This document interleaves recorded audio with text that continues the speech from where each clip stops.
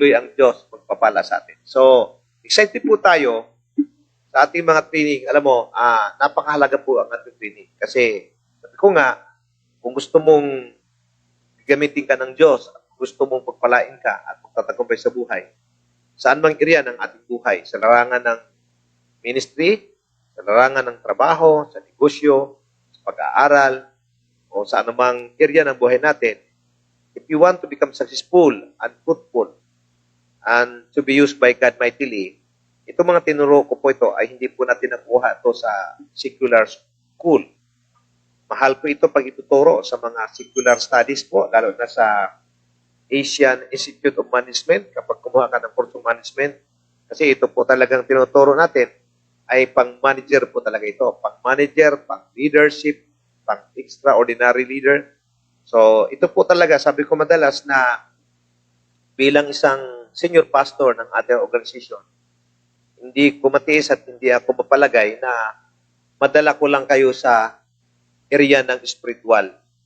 Pero sa area ng physical, sa material, sa financial, sa anumang larangan ng tagumpay, I cannot afford to allow na manatili lang tayo kung ano ang ating sitwasyon ngayon. Kasi palagi nating tandaan na ang success ko ay galing sa Diyos.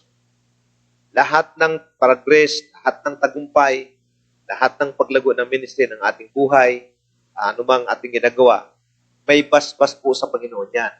Kaya sabi ko, walang nilikha ang Diyos na talunan.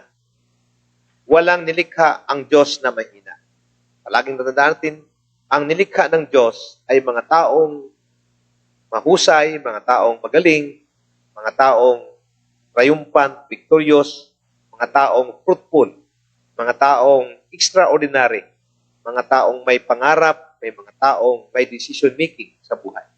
So, kaya madalas ko sinasabi, sa panahon ngayon, kung gusto nating lumago ang ating ministry, ang ating simbahan, ang ating mission outreach, ang ating cell group, ang ating network, isa lang ang kailangan. Itong mga tinuro ko na nasa part 5 na po tayo, I think mayroon pa itong kasunod, napakahalaga kung maintindihan po natin. At saka, ang prayer ko, ang prayer ko mga kapatid, na hindi na po dapat natin maubos ito pagkopya. Hindi lang po natin for the sake of report ay nagkukopya tayo pero wala ka naman balak gagawin talaga. Masasayang lang po yung effort natin na napakinggan mo minsaheng ito na mula sa Diyos pero wala kang planong mag-improve, wala kang planong gagawin, so masayang lahat. Kaya isa sa aking prayer na, Panginoon, itong mga topic nito ay pinag-pray ko po ito ng mahabang panahon at pinagpuyatan ko ito.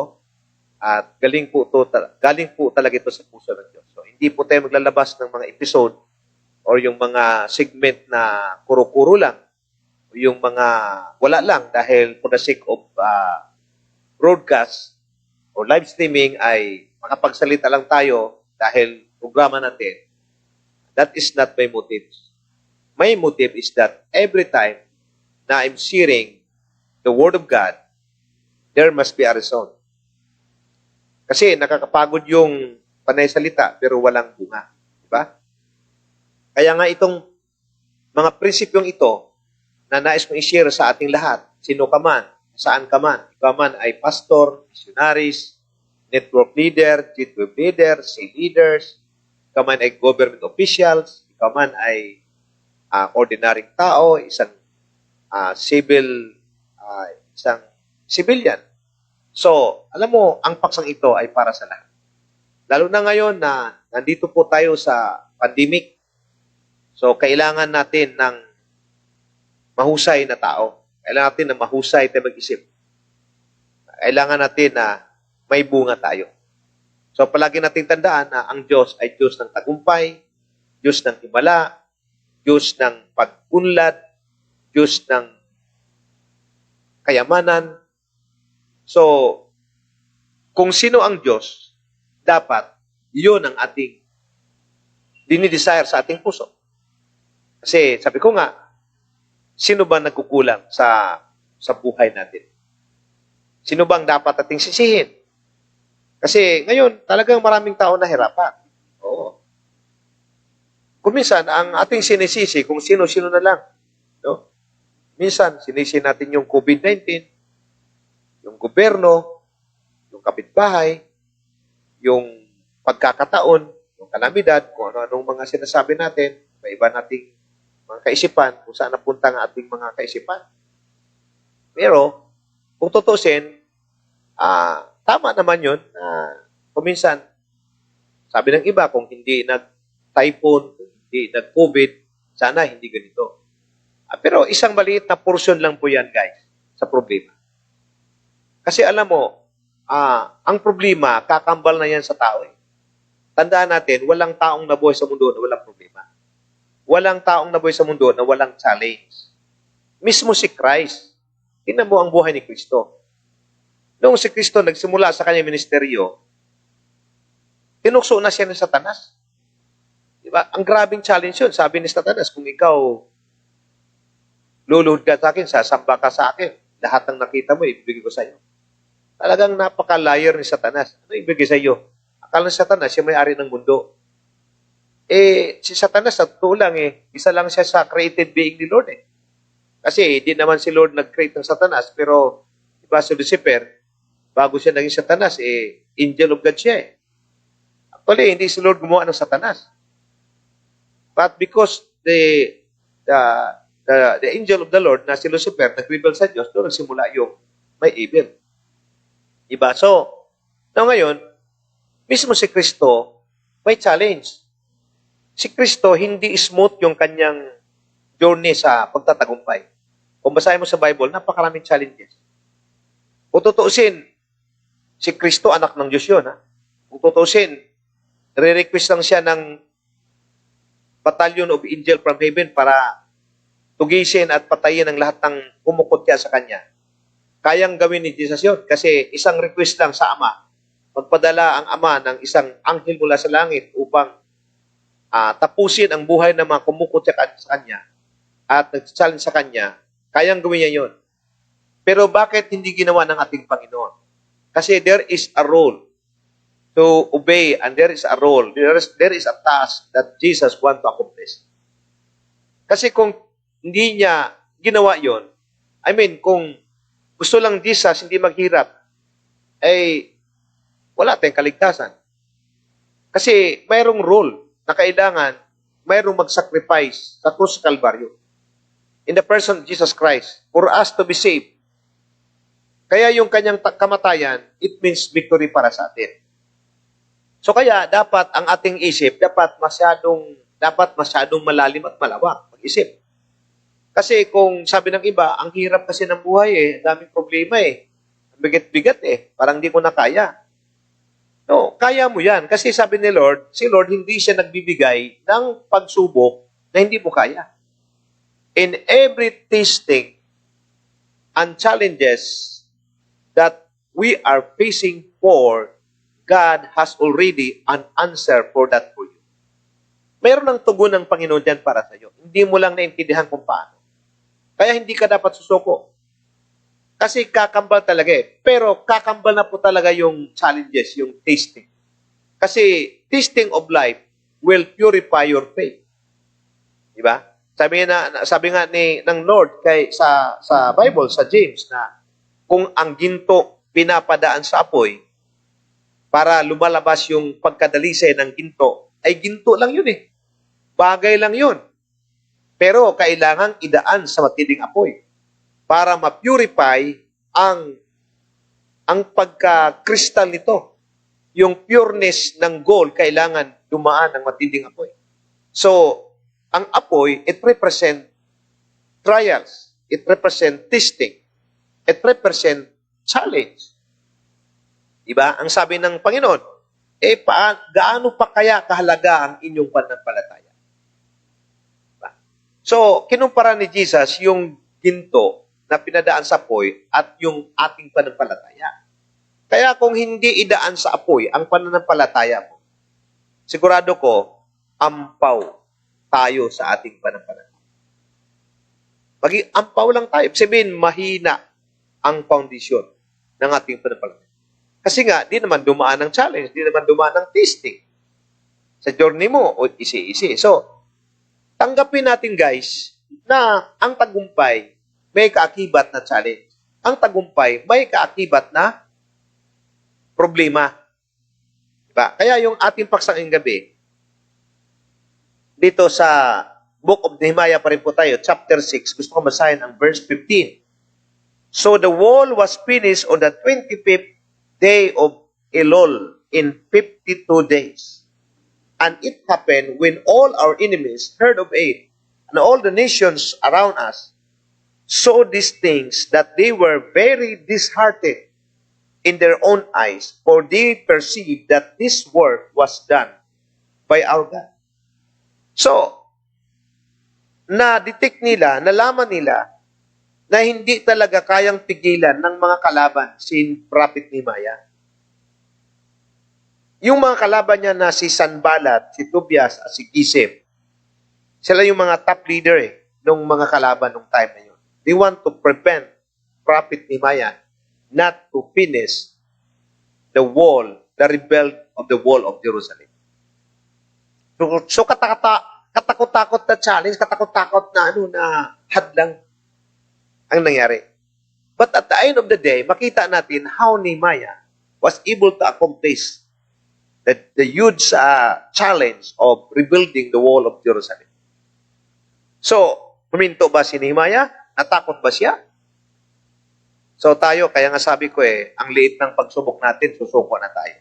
So, I have to give 4 points this evening how to become the next higher level leaders.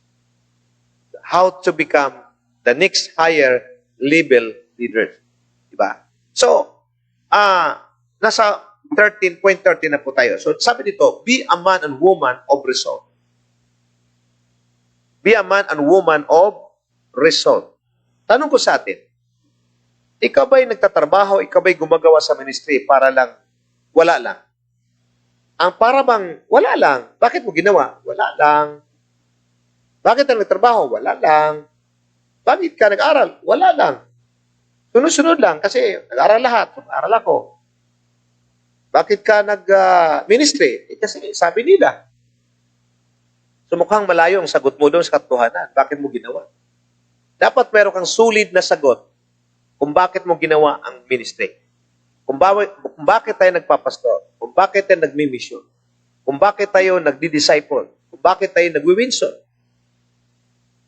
kung bakit tayo nagtrabaho, for what reason, kung bakit tayo nagnegosyo, for what reason, dapat may sulit kang sagot. Kasi kung wala kang sulit na sagot at hindi mo alam kung bakit mo ginagawa ang mga bagay nito, ang tawag natin diyan, nonsense. Nonsense work. Nonsense principles. Pag sabihin nonsense, wala lang. So, ang mangyari, nonsense result. Pwedeng mayroon, pwedeng wala. Gaya-gaya lang, putumaya, di ba? Hindi pwede. Kailangan, may tanong ka, bakit mo ginawa yan? So, because God is a God of result. And God is a God of fruitfulness. Hindi po tayo pwedeng gumawa na wala lang. Kasi sayang yung panahon, sayang yung oras. Pag nagmi-minister po tayo, nagsisil tayo, nagwi-winsel tayo, nag-disciple tayo, siguraduhin mo guys na hindi hanggang invitation lang. Dapat ang in result ng pag-win natin, naging genuine, naging matatag siyang disipulo ni Kristo. Kasi minsan, ang ating pag-evangelize, hanggang evangelize lang tayo. Tapos, hindi natin na-disciple. Hindi natin nadala sa process. Kasi ang goal natin is just to invite. Hindi yan. Tama yan, pero kulang yan. Yun ang umpisa lang. Dapat, hindi lang tayo good for umpisa. Dapat, hanggang maging disciple siya. Bibitawan natin siya sa ating pag-alaga, sa tulong sa kanyang spiritual life kapag siya naging disciple ng Christ. Kaya babantayan natin siya. May goal tayo na itong win-win natin, itong mga ni-rescue natin ngayon sa Panginoon, yung gusto natin mabalik, siguro rin natin na babalik talaga sila ng totoo. Hindi lang yung nabalik, sumimba lang ng isang beses, dalawang beses, tapos di mo na binabatayan. Wala din ulit. So, nakakapagod ng ganong ministry na puro lang simula, pero wala, ang ending naman ay wala. So, kailangan, balik tayo doon sa tanong, may result ba? Mayroon ka bang desire na makapag-produce ng fruit doon sa ginagawa natin? Di ba? Pagdating sa ministry, dapat may bunga. Pag nag-cell group tayo, kailangan matatag, kailangan mabuo, kailangan makompletong dusi. Kung ikaw ay network leader, kailangan makompleto ang dusi. Kung ikaw ay network leader, kailangan ma-hit yung target natin. Mayroon tayong target ngayon, di ba? May target po tayo na 1:1, 1 win 1, 1 bring 1, up to December 31. Ang tanong, nasaan na tayo? May resulta na ba? So, hindi po natin ito ginawa kasi gaya-gaya tayo sa dulos. O dahil wala kasi tayo magawa eh. Kaya, yun, nag-rescue operation na lang tayo. Pero, wala naman tayong intention pa lang talagang susulitin natin. Ni hindi tayo nag-i-effort, ni hindi mo nga naisip na dapat pala may result. So, ano yun? Kung di ka nag-isip ng result, dahil wala lang, or dahil wala lang tayong magawa. Ginagawa natin to dahil programa ng simbahan. Ay, no, kalimutan mo yan kung yun ang yan nasa puso natin. Kailangan ilagay natin sa puso na ano mga ating ginagawa sa Panginoon may resulta. By hook or by crook, we can win people, we can make disciples, and we can fulfill God's mandate in our lives. So, palagi natin tandaan, guys. Hindi natin ito ginawa dahil wala tayong magawa. Ginagawa natin ito, una-una, because it is a command of God. And we are mandated by God to produce result. Diba? So, tinan mo, yung ginawa, yung project ni Nehemiah, natapos ba? Tapos. Isipin mo yan, 52 days lang na-restore ang wall of Jerusalem. Hindi ho biro ang wall of Jerusalem. Napakalaki po ito. Napakalapat po ito. I was a witness last year. I was able to visit Jerusalem. At pinasok ko po itong City of David, yung Mount of Zion, kung saan ito pong siyudad na ito, na the oldest city in Jerusalem, kung saan ito yung tinayo ni Prophet Nehemiah. At sabi ko, grabe to, ang taas-taas, no? Ang taas ng wall of Jerusalem. Siguro, kasing taas ng pinakamataas na poste ng Meralco. Kung di man ganun. Mga 30 feet high to 40 feet high ang wall of Jerusalem. Talagang hindi basta-basta matapos yun. But can you imagine that? Natapos lang nila in 52 days. That's how Nehemiah come to the area of fruitfulness. Kailangan may mangyari. Kailangan may mangyari sa ating rescue operation, double-double.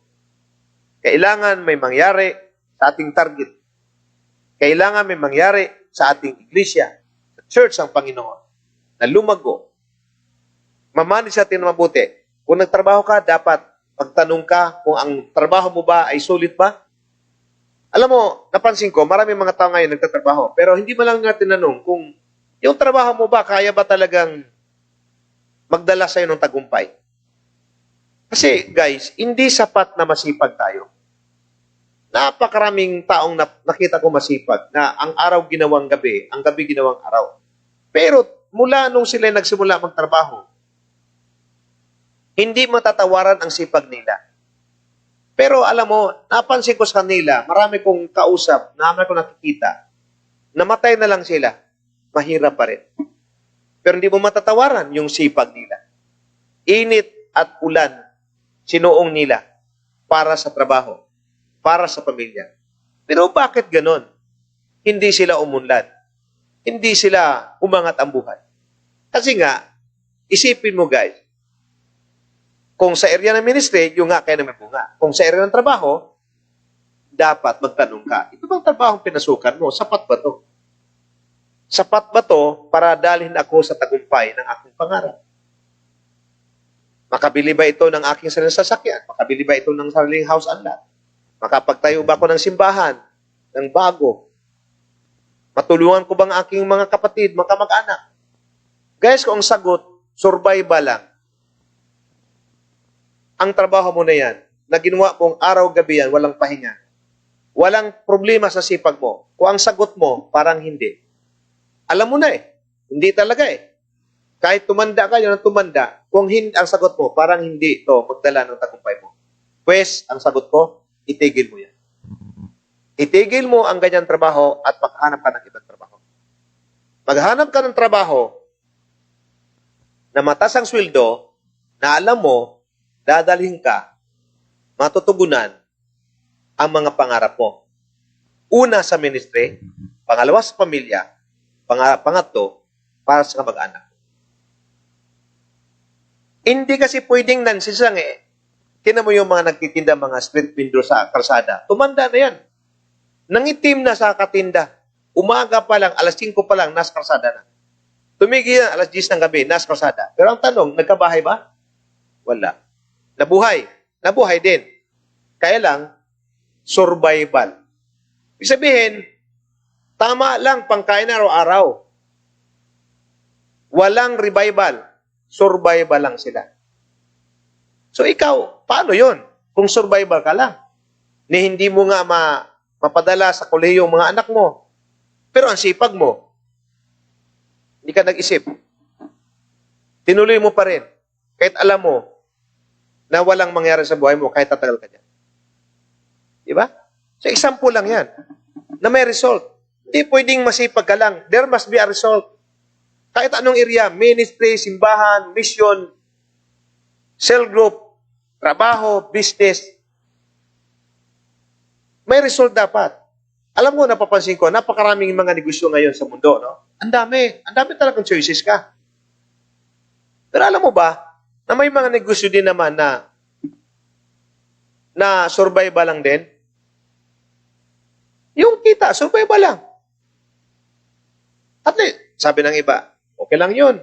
Wala namang pangarap, masinso eh. Basta pangarap ko, makakain lang. Ay kung ang pangarap mo, makakain lang, ang pamilya mo, eh tama nga yung ginagawa mo. Huwag ka nang umalis dyan. Kasi sigurado ko, na makakain ka talaga yan. Kaya lang, hindi ka makapagtayo ng sariling bahay. Manatili ka lang ng upahan. Manatili ka na lang nakatira sa gilid ng creek at sa ilan ng tulay. Kasi nga, ang dreams mo naman eh, makakain lang eh. Di tama nga yun, ginagawa mo. So, okay na yan. Huwag ka nang lumipat. Pero, kung meron kang pangarap na may iba naman ang buhay natin, eh dyan sa trabaho o negosyo mo, kung ang negosyo mo guys, hindi makabili ng pangarap mo, again, ang sabihin ko, iwanan mo ang negosyo mo yan. Pumunta ka sa negosyo na mabili yung pangarap mo, matupad yung dreams mo, maiahon sa kahirapan ang ministry natin, ang pamilya natin, yun ang gawin mo. Huwag mong ituloy yung alam mo na, ilang taong ka ng trabaho. Sabi mo, sige, ang iba siguro 30 years na, malapit na mag-retire. 30 years. Ang tagal na yun.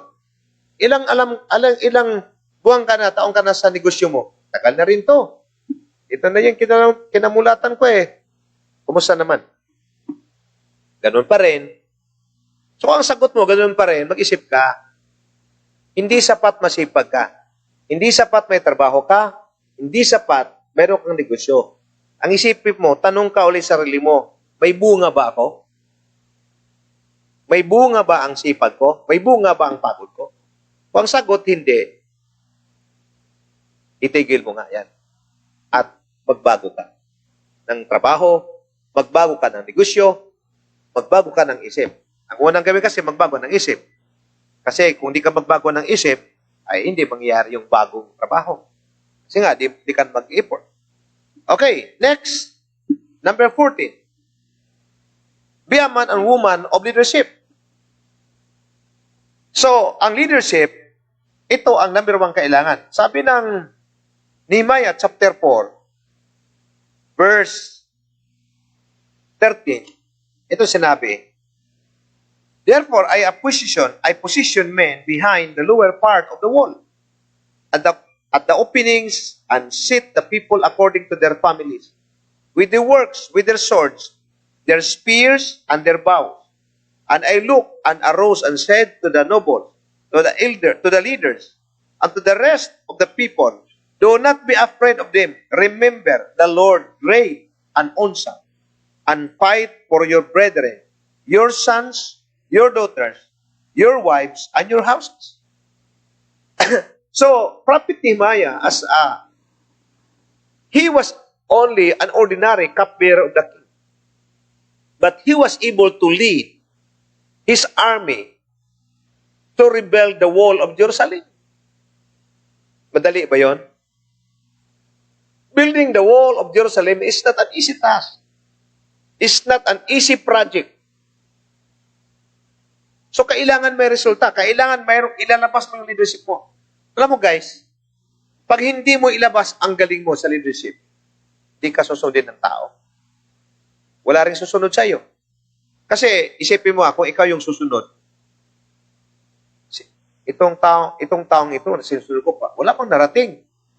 Tandaan mo, ang taong sinusundan mo, kung walang narating, pares na kayo. Kaya sabi ng Bible, ang hirap nung bulag, nag-akay ng kapwa bulag. Ibig sabihin yung bulag, inakay ng kapwa bulag. Sabi ng Bible, dalawa kayo mahulog sa hukay. Hindi mo magawa yon na ang inakay mo, bulag, tapos ikaw nag-akay, ay bulag din. Saan kayo papunta? Di sa hukay, sabi ng Bible. So, kung ang sinusundan mong tao, walang nangyari, walang achievement sa buhay, walang pangarap, maintenance lang, survival lang ang buhay, tapos sunod ka sa kanya, magagaya ka sa kanya. Na, intindihan natin guys, ako hindi ako nagsalita para to discriminate sa mga tao. Wala akong halong discrimination sa mga tao. Bakit binanggit mo yan, Bishop? Binanggit ko yan not to discriminate people. I respect it. Pero sinasabi ko ito because this is the fact and this is the truth. Na kung ang sinusunod mo, ang tao, ay walang narating, saan ka makarating? Walang narating yung sinusunod mo. Diba? So, mag-isip ka. Sino bang ina-idol mo? Minsan tayo, uso sa mga tao, idol, artista mo. Hindi naman sama yan. Kaya lang, hindi naman mabuti. Anong life? Anong life ng ina-idol mo? Anong life ng sinusunod mo? Ay kung yung sinusunod mong tao, wala ka marinig kundi ang hirap ng buhay, ang hirap ng ganito, walang pangarap, pagkakausap mo, ang palagi sinasabi, ang hirap talaga. Tapos, lahat mang marinig mo sa kanya, puro negative. Kahit may opportunity, wala, manhid siya. Saan kaya makarating ang buhay mo kung yan ang pinakinggan mo? Malulunod ka, guys. Malulunod ka sa pagka-negatibo sa mga taong nakausap mo na negative. Mag-isip. Wala kang marinig na positive. Palagi marinig, ang hirap, hindi ko kaya, ito lang ako, anong magawa ko? Mahihayin ako. Lahat ng kahinaan sinasabi niya. Ikaw kaya, kung gaya-gaya ka kung sunod ka sa kanya at kung siya ay kasama mo, araw-araw, namiligro ang buhay mo, namiligro ang pangarap mo. Maging katulad ka sa kanya. Isipin mo, marinig mo araw-araw, puro sakit, puro hirap, puro ganito lang ako. Samantala, pag sumunod ka sa mga taong positibo, sumunod ka sa mga taong may leadership, may pangarap, may vision, may goal, positibo ang mga hinaharap, positibo ang mga salita, so what will happen to you? May mangyari. So it is not enough just to have model, but you must be a leader. So ang leader, ang totoong leader, may resulta. May resulta. Hindi pwedeng leader walang resulta. Kasi pag leader walang resulta, positioning lang yan. Title lang yan. Title is nothing without action or without result. So, leadership. So, kailangan lalago ang church, lalago ang ministry kapag may leadership ka. Kasi pag may leadership ka, nagkukuman ka eh. Pag leader ka, meron kang command responsibility. Meron kang command responsibility, accountability, at responsibility. Kaya mong panindigan, kaya mong tayuan ang mga bagay na ginagawa mo. Kaya mong panindigan base sa salita ng Diyos kung mayroon kang leadership. Ang taong may leadership, kahit marami siyang ginagawa, nagtatagumpay siya. Kasi ang isang taong may leadership, ibig sabihin, marunong siya mag-manage. Namamanage niya ang mga bagay-bagay. Pero, ang taong walang leadership, kahit wala siyang ginagawa, bigyan mo siya ng trabaho, hindi rin niya magawa. Kasi nga, hindi nga niya kaya. Wala siyang leadership, wala siyang management. Kahit wala siyang ginawa, hindi rin niya magawa. Kasi it takes leadership para may resulta. Kaya mali minsan ang ating isipin na, ay ibigay mo sa kanya kasi wala siyang trabaho. Marami siyang oras. Wag na. O ibigay mo sa kanya, kaya nga wala siyang trabaho kasi tamad yan. Kaya nga yan ay walang bakante ang oras kasi ayaw niyang gumawa. Tapos ibigay mo pa sa kanya. Wala talaga mangyari kasi wala nga siyang magawa kasi hindi dahil wala siyang magawa. Kaya sila walang magawa dahil ayaw niyang gumawa. Pero marami siyang magawa. Kaya kung anong ministry mo sa kanya, hindi rin niya gagawin. Ibigay mo doon sa maraming ministry, maraming ginagawa, magawa niya yun. Bakit? He knows how to handle. Kasi may leadership siya. Ganyan dapat na mag-isip. Na leadership, ang taong leader, may resulta. Handa siyang mag-take ng accountability, responsibility. Handa niyang gampanan ang tungkulin niya. Kahit ano pa yan. Maasahan mo yan. Kasi ang isang leader, sinabi ko nung meron siyang initiative spirit. Okay, number 15, he's a man and woman of service. Man o woman of service siya. So, hindi na yan. Ibig sabihin, ang isang leader, ang isang next higher level leaders, mayroon siyang heart of service. Hindi niya binibilang kung gaano karami yung mga ginagawa niya. Ang inisip niya, paano niya matulungan yung mga tao. Hindi siya napapagod sa pagtulong. Either physical, either emotional, spiritual, material. Kahit sang area, may passion siyang tumulong. Hindi siya nagsasawang magturo, mag-motivate sa tao. Yan ang mga leader na next higher level leader. Hindi sumuko, hindi siya napapagod. Ganado siyang magtrabaho, ganado siyang maglingkod kahit walang benefit sa nakuha siya because his heart is full of passion. Parang si Jesus Christ. Number 16, the last one, be a man and woman of victory. Okay. Now, sabi dito sa Nehemiah chapter 2 verse 20.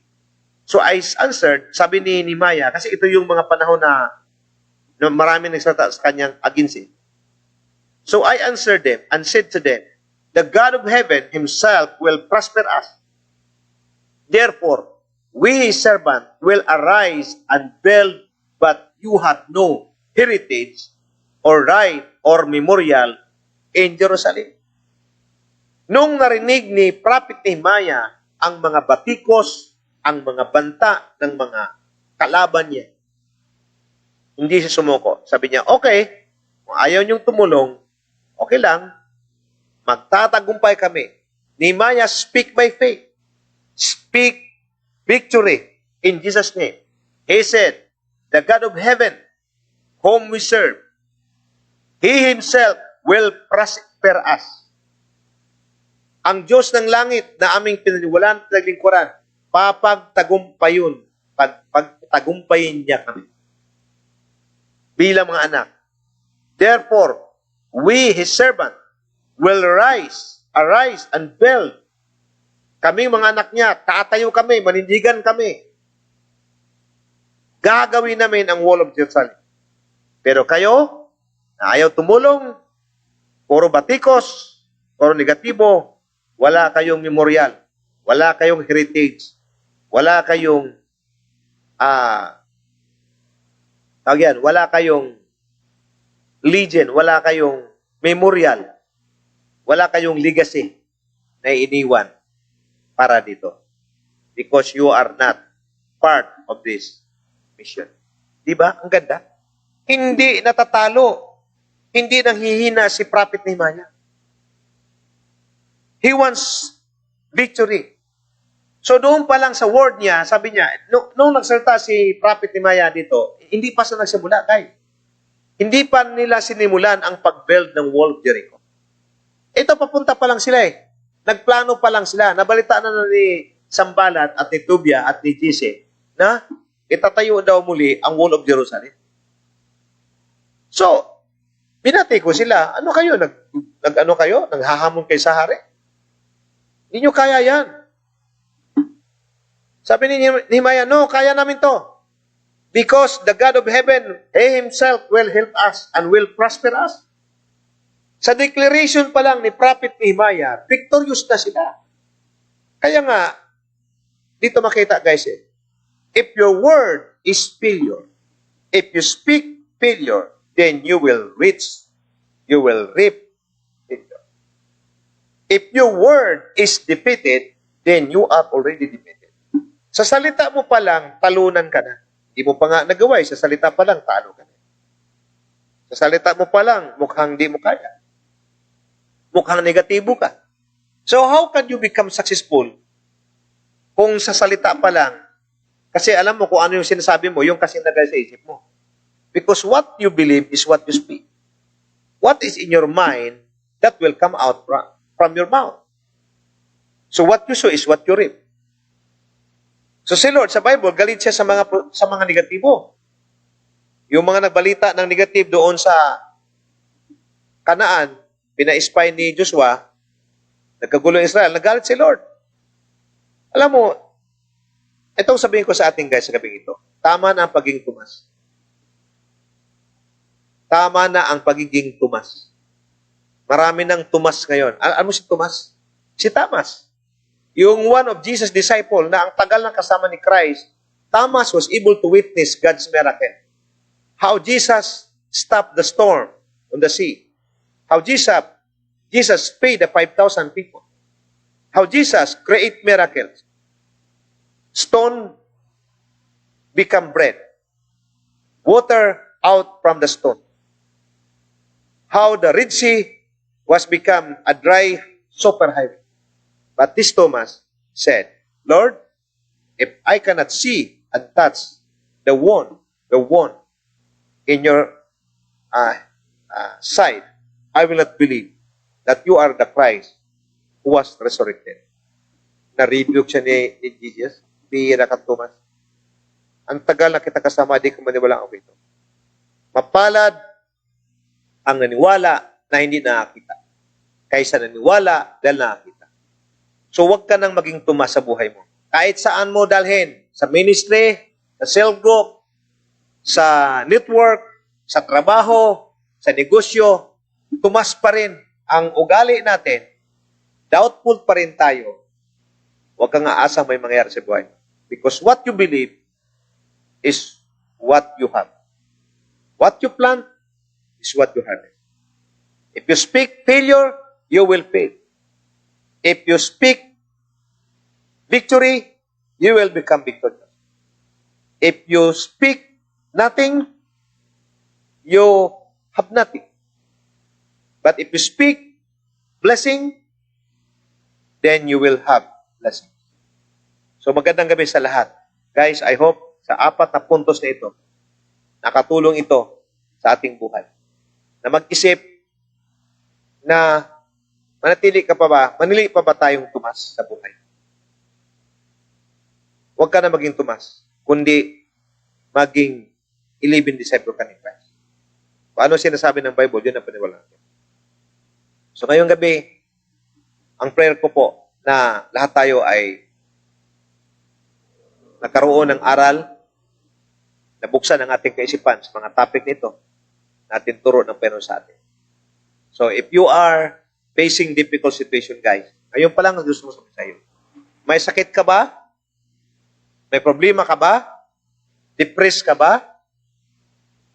Worried ka ba? Natakot ka ba sa pandemic? Natakot ka ba sa kung ano-ano? Tama na ang pagkatakot. Speak positive. Believe in God's miracle. You are healed by the stripes of Jesus. Kaya kang pagalangin ni Jesus. Kaya kang pagpatagumpay ng ating Panginoon. Maniwala ka lang sa Kanya. So maniwala tayo. Maniwala tayo sa Kanya at let us pray now. Panginoon, sa gabing ito, maraming salamat muli sa inyong napaka-exciting, napaka-life-changing, transforming message, Lord, sa gabing ito. Kung paano kami maging next higher level leaders sa aming buhay, sa aming ministry, sa aming network, sa aming cell group, sa aming trabaho, sa aming negosyo, na kami ay mag-iisip talaga kung sapat na ba ang sipag sa aming ginagawa or hindi. So Lord, aking dalangin, Panginoon, na lahat ng nakinig sa mensaheng ito, nagmungol sa inyo, ay pagpalain mo. Gawin mong positive ang buhay nilang negative. Gawin mong magaan ang buhay nilang mahirap. Gawin mong malusog ang katawang may sakit. Gawin mong magtatagumpay ang buhay na talunan. Because in Jesus Christ, we are more than victorious, and you promise us that you will not leave us nor forsake us. Victory is ours when we believe in the power of the Almighty. So guys, sa gabing ito, I'm praying that all your desire tonight will come to pass and you will receive God's miracle healing in your physical body. Speak positive, guys. Kung ikaw may sakit, palagi mong sabihin, wala akong sakit, magaling na ako. In the name of Jesus, I am truly healed.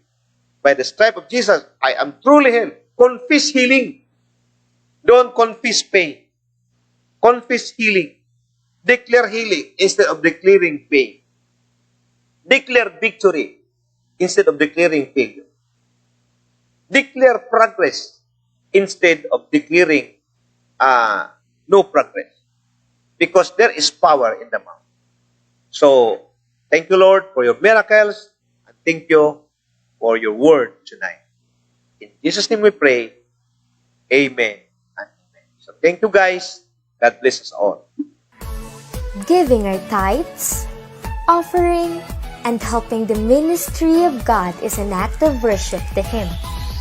For it says in 2 Corinthians chapter 9, verse 6 to 7, the point is this: whoever sows sparingly will also reap sparingly, and whoever sows bountifully will also reap bountifully.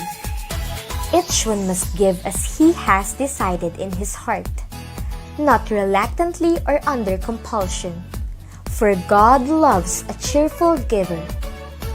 If you have been blessed by the Lord through our ministry, you may give or donate your offering through the following.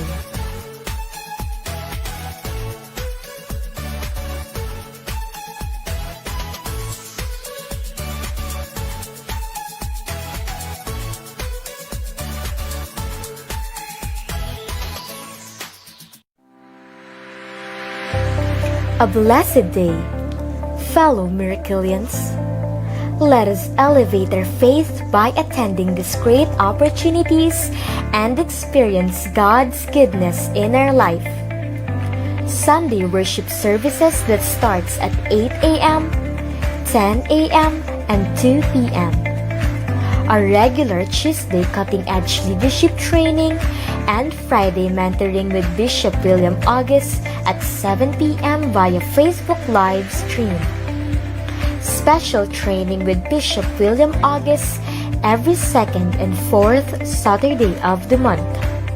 Come and join us on December 6, 2020 on our MOF 32nd anniversary, and let us together celebrate God's faithfulness.